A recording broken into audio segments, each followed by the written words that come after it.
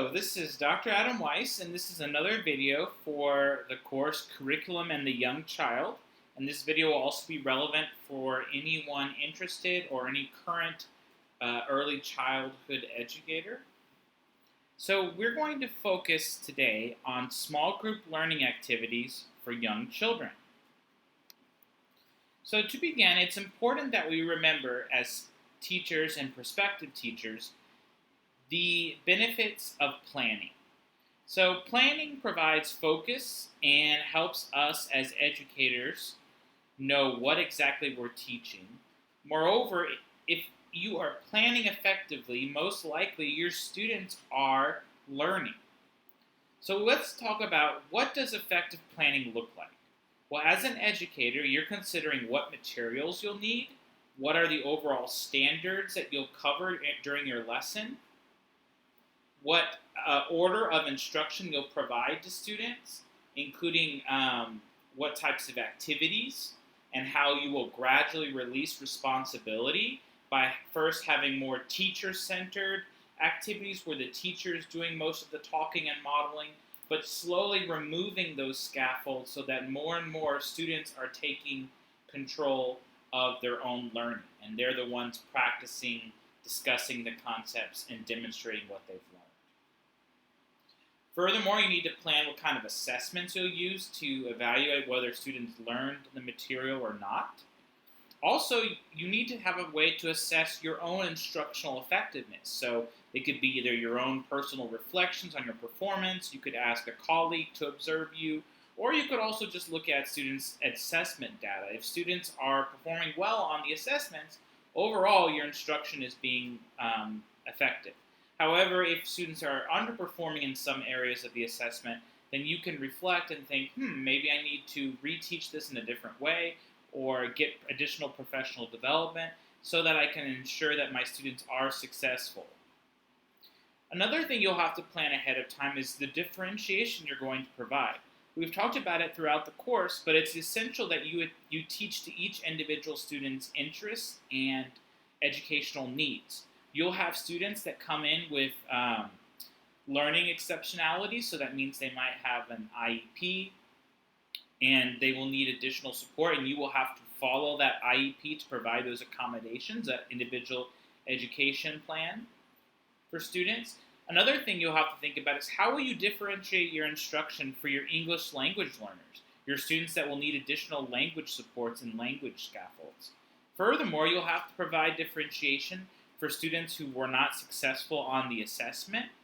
So that would be remediation, where you're reteaching the concepts in a different way. And even in another way you'll provide differentiation is also providing enrichment for students that did do very well on the assessment and can now move on to more advanced coursework or materials. So now we're going to talk about what you need to consider when you're designing your lessons, when you're planning. And this is important because this tells us how young children best learn.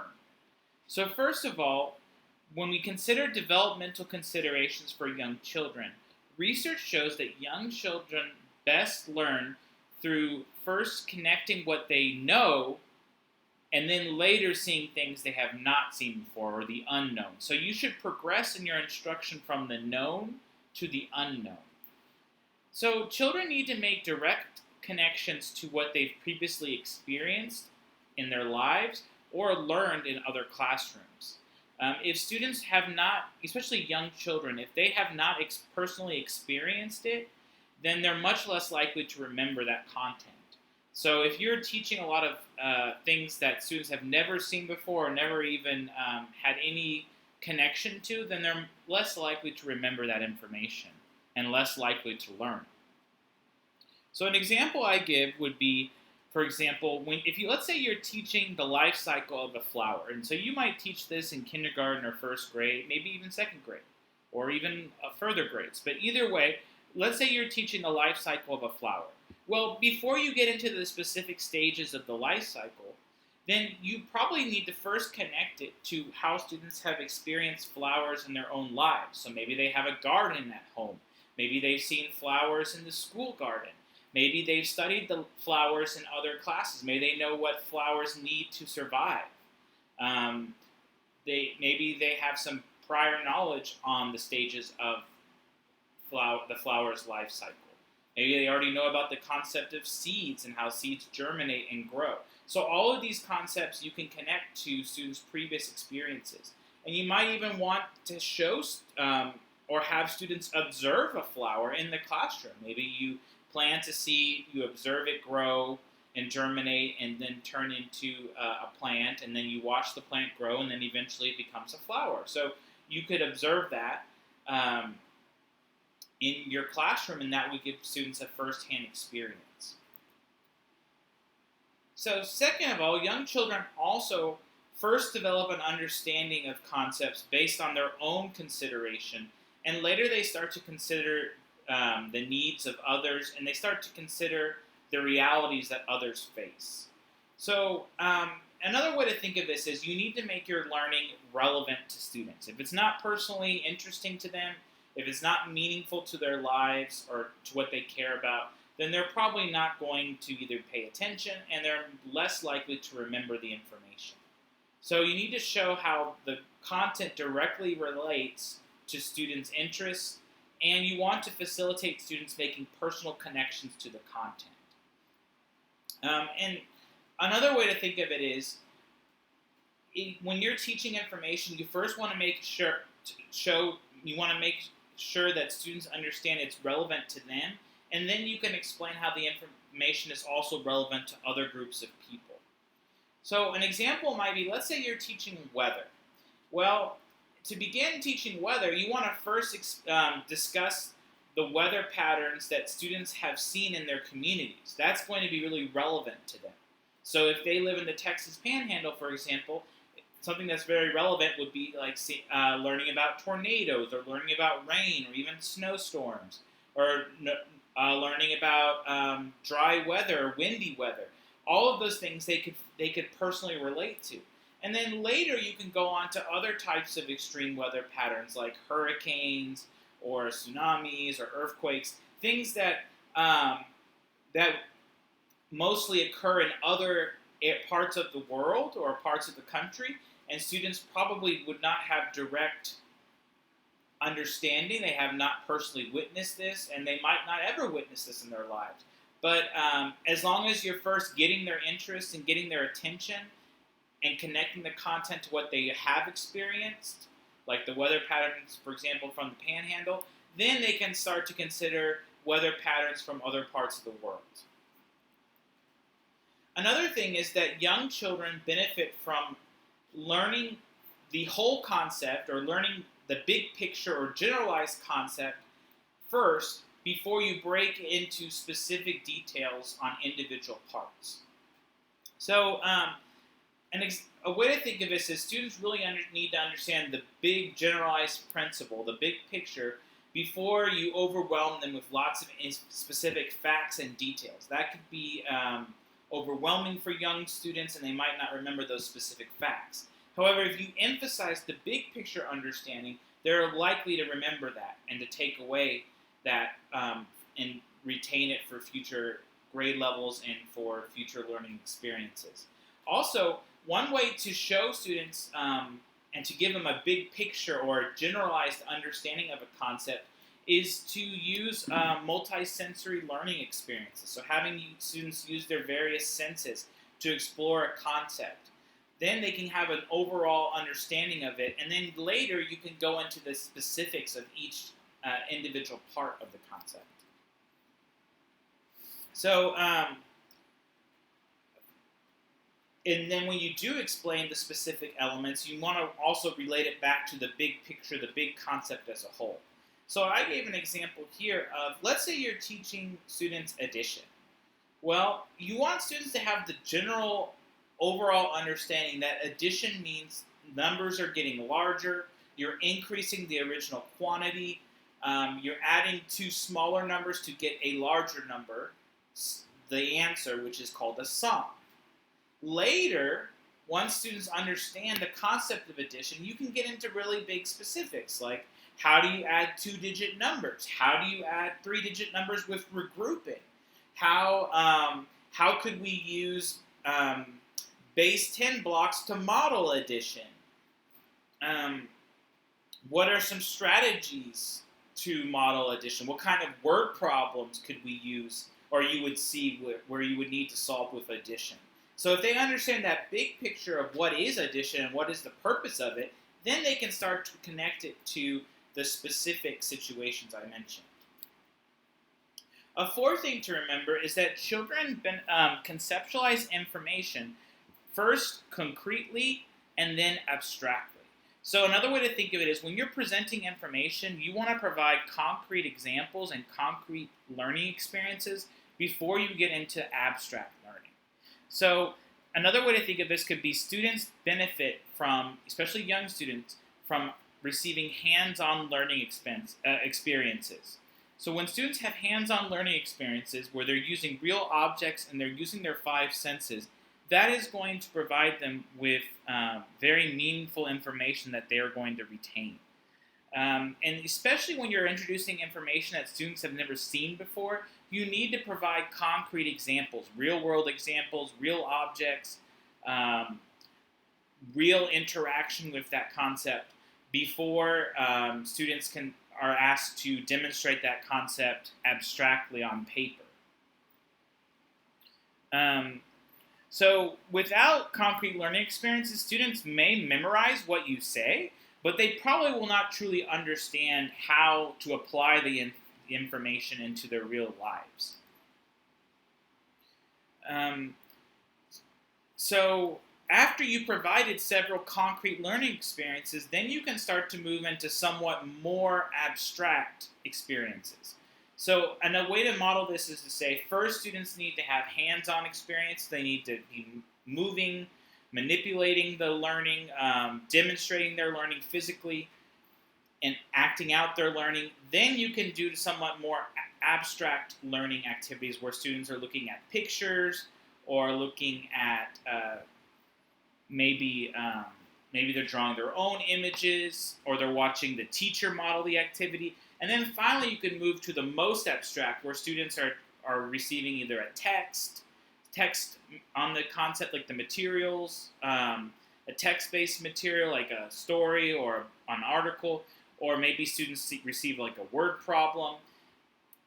Basically, that would be the most abstract, where students are having to imagine in their own mind what's going on with the learning.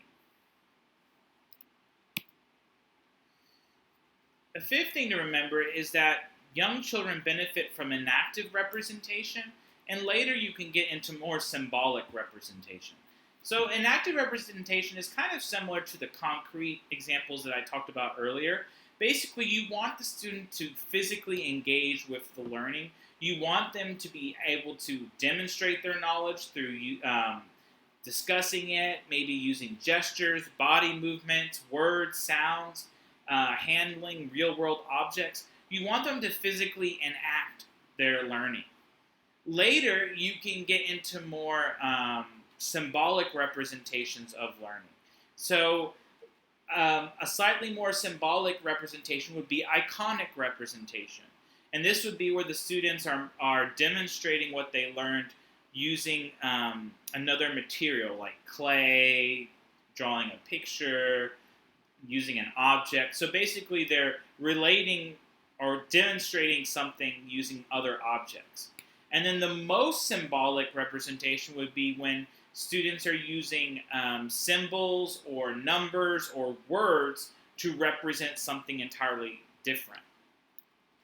So an example of this might be, let's say you're teaching students the sounds, like you're teaching them phonics.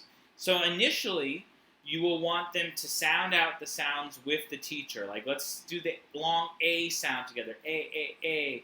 Or let's do the long E sound, E, and they'll practice. Maybe they'll sing a song about it. Later, you might have students make an image of an A. Like maybe they'll make an A out of clay, or maybe use little magnetic letters and use those to copy a word that the teacher writes on the board and they spell out. Later, students will write their own words or their own sentences with the letter A. And that would be symbolic representation, the most abstract.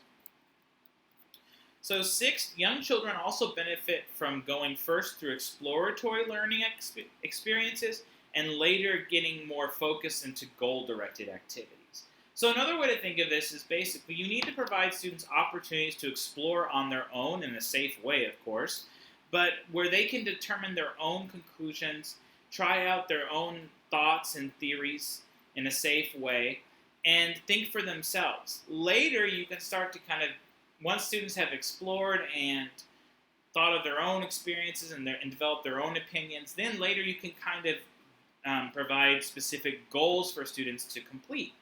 Like maybe you might set a goal like, okay, now that you have explored what magnets are and you've tried out the magnets, now I want you to find 10 items in the classroom that are magnetic, that are attracted to the magnets.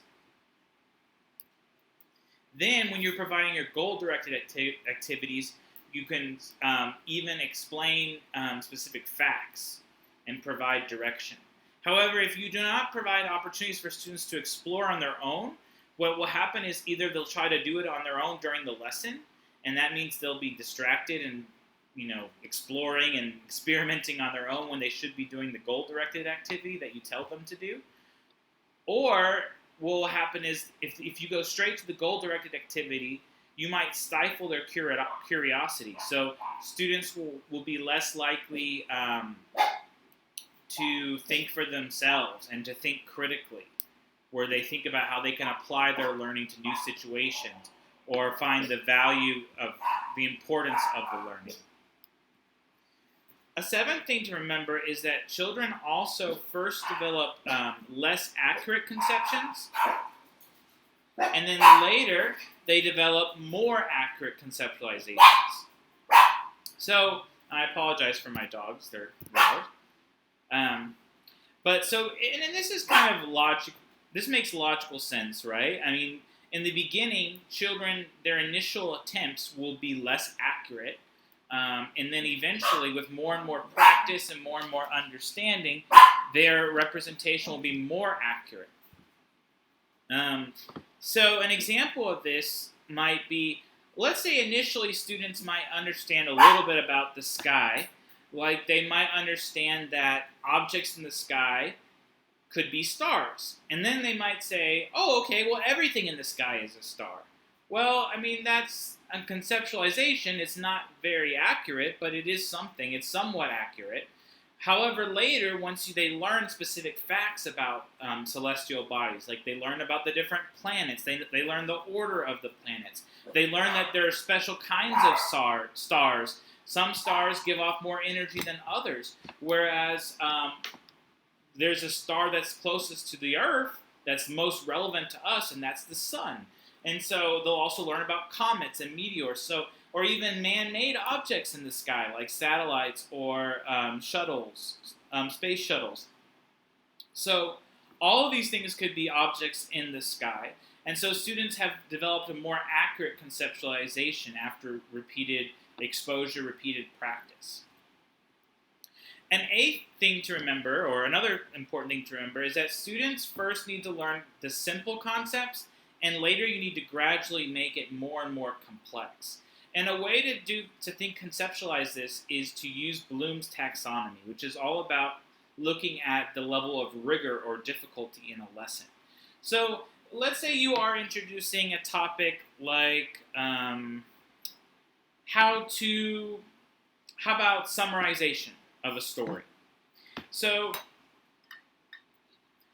at the most basic level, you'll need students to remember some key facts about a story, like they'll need to remember the main characters. So you might have students remember or write down the main characters. Next, you might do the higher level or more difficult activity might be where you have students understand. So maybe they write a complete sentence about something the main character did in the story. Later, you might have them, or maybe you might even have, for understand, you might provide them, give them examples of, okay, well, a good summary talks about the beginning, middle, and end. It can talk, for fiction, it tells the main characters It talks about the setting of the story, the problem in the story, and the resolution or the solution to the problem. So they start to understand what is a good summary, and then maybe you might give them examples of a good summary, and they have to and you might give examples of several different summaries, and one of them is more appropriate than the others, and they pick that one. So maybe they've chosen that one, they've classified that and described why that summary is the most effective. Next, you might have them apply their own understanding to write their own summary of a news story. You might give them another text and they have to write their own summary. Later, you might have them analyze, where they have to compare and contrast. So maybe they might compare and contrast the summary that they wrote versus the summary they chose from as the ideal summary in the activity before. So they compare and contrast. Okay, well, both summaries talk about all three parts of the story. My summary, though, is a little bit more detailed than the summary that I chose, or vice versa. Next, you might have them evaluate, where they have to take a position and justify their position. So you might read them a text and then say, okay, this is the summary that I wrote, the teacher. I want you to tell me, is this summary a good summary? Why or why not? And justify why, explain why you think this is a good summary or why it would not be a good summary. And normally it's good as a teacher to remind them, it's okay to disagree with me. I'm just doing a practice one, and I'm trying to see whether you understand what a good summary is. That way they don't feel bad about saying, oh, well, Dr. Weiss, this, I don't want to hurt your feelings. It's a good try, but this summary's missing some things. So you might say, I'm purposefully testing you. So there might be a good summary, it might be a bad summary, and tell me why. And then finally, you might have students create their own representation. So you might have students write their own story, for a short story for students, trade with a partner and have the partner summarize that story and show it to the original person who wrote the story, and then the students can agree on whether it was a good summary or not. So they're creating their own representations of their learning. Or they might maybe make an instructional poster where they explain what are the elements of a summary so they can teach it to somebody else, maybe a student in the lower grades. So now we're going to get into specific types of activities that students can use in early childhood programs. So the first type is called exploratory play. And we've kind of talked about this in other classes that we've had. But exploratory play is basically where students are having opportunities to safely engage in their learning firsthand. So they're either interacting with different places, different environments, different objects, different parts of nature. They're trying out different learning experiences, or they might even be interacting with different people. However, of course, it needs to be safe, right? So they need to be, if you are going to interact with different people or different situations, it needs to be a safe situation. The people must be pre-approved and have their background checks, or if you're taking them to a location, it needs to be a safe location that's been approved by your administrator. But and the teacher should always be present with all students while they're doing this. But basically, exploratory play is a semi-structured activity where students are getting to try out things on their own. Your main role as a teacher is providing safety, providing safe materials, making sure that students know how to interact appropriately and how to engage with the activities or the people in an appropriate way. And so an example might be, let's say you're wanting to introduce the concept of shapes to your pre-K class. Well, you might just provide students with a bunch of little shaped tiles, and then students can choose to see how they want to use those tiles. That some might make a pattern. They might make triangle, square, triangle, square, triangle, square. Some might make some kind of artwork. Some might just be playing with it in their hands. But either way, they're still engaging it and learning about it and thinking of their own conclusions. So then, similar to exploratory play is guided discovery. So the main difference is guided discovery is where the teacher is giving either hints, or they're giving suggestions, or they're asking guided questions, or providing feedback to students to specifically target students' actions into a different way. So going back to that, so the teacher has provides specific goals for the learning activity, and the teacher helps students accomplish these goals. The teacher also provides information, like facts or clues, or they provide tools or materials for students to help reach those goals. So I'm going to give 2 examples. The first example, going back to the example with the shapes that I mentioned, the shaped tiles. Well, if after students have had an opportunity to explore the tiles on their own, the teacher might say, I want you to organize the shapes. I'm going to show you what a side is. A side is a straight line on the shape. So let me show you this square. This square has 4 sides. Count with me, so the students will count with the teacher. Then the teacher might say, I want you to organize the shapes from least number of sides to most sides. So you're giving a specific goal. Another example that I used to use in my 1st and 2nd grade and 3rd grade classes is that I would acquire a circuit kit, and it included a battery, like a generator for the battery, wires, connecting wires, and a light bulb and a housing mechanism to house the light bulb, like a light bulb fixture. And basically, I would suggest to students, okay, so now our goal for this activity is to make the light bulb light up. And I'm going to give you a hint. You need to make a closed circuit. So you need to make a continuous loop of energy. So now you try it on your own. So I gave them specific hints, specific facts about the closed loop of energy, where energy flows in a circle. And then I also gave them materials. I made sure it was safe. And I gave them a goal to light the light bulb. And so that's why it would be guided discovery rather than just exploratory play, where they have no guidance necessarily. They're just doing it on their own. Another activity that you could use in small group learning opportunities is to provide specific problem-based learning or problem-solving activities. So you might pose a specific project for students, and then students work in small groups to plan it out.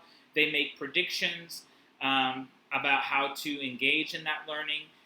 They make a plan. They enact the plan. They observe whether or not their plan was successful. They draw conclusions, and then they modify the plan or for future actions, or they take what they've learned and apply it to a new situation. So I gave an example. And let me go back. So teachers, when they're assigning problem-solving activities, it's not solely just if students were successful or they created the one best solution. It's more of the teacher looking at students and watching their thinking process. You want students to be able to think critically and to learn from their mistakes and to be able to take a plan of action, and then reflect on how successful that action was. Another thing to remember is when you're providing problems, make sure that you're providing an open-ended problem that could have several different solutions, because people have different ways of thinking, and you want to have different opportunities for students to try out their knowledge. Also, you want to provide a problem that students can engage in concretely with, they can physically design the project and carry it out. An example might be that a teacher could provide for problem solving could be having proposing for students that they work in small groups to design a classroom garden. But it would need to be in the shape of a square. It would need to be maybe have a perimeter. You could teach them perimeter of 40 feet. And it would need to include vegetables that would be appropriate for the given climate and growing season. Another activity could be discussions, and so that's pretty common sense, but that's basically, the teacher posing a question or having students ask each other questions, but it's giving an opportunity for students to discuss their ideas and to express their points of view. And you could even pose activities that students could have discussions with their parents at home. Another activity that you could do in small group learning situations is a demonstration. So that would be more of a teacher-focused or teacher-centered activity where the teacher demonstrates a specific task. And normally when you're providing demonstrations, you need to follow. It needs to be short, and you need to have some way to involve students. Like you could ask them questions. You could have students use their 5 senses. And you also want to follow this process. You want to first gain students' attention, then you want to model the activity, then you want to ask questions to prompt students' verbal or physical response. So students have to engage in the activity.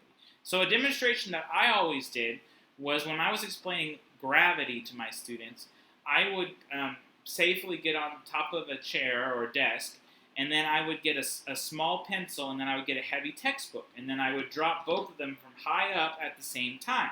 And then I would say, okay, students, watch which one hits the ground first. And so what would happen is they would see that both objects hit the ground at the same time. So this was to demonstrate to students that gravity has a constant acceleration, it has one constant speed, and it doesn't matter the weight of objects. All objects fall at the same speed. And gravity is a force that pushes objects to the ground. And I did that demonstration, and then I would ask questions to them. So which object fell first? And then they would say, oh, they both fell at the same time. And then I would say, okay, what do you think that means? What does that show us about gravity? So I would kind of get to them to get to the response I was asking for, which is it doesn't matter the size of the objects. And in what direction did the objects fall? And then so that they saw the object, the gravity is a force that goes down toward the ground, actually to the center of the earth. All right, so finally, and this is small group instructional lessons, this would be direct instruction.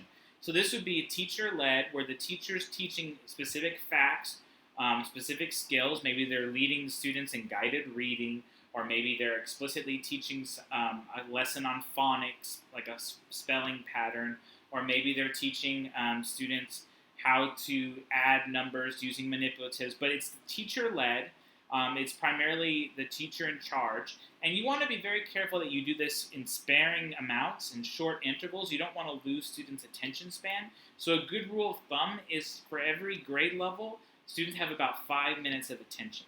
So for kindergarten, pre-K and kindergarten, they have less than 5 minutes. Since they're grade 0, basically, they have less than 5 minutes of attention that they can devote to one activity at one time. While a second grade student might be able to have 10 minutes of concentrated attention span.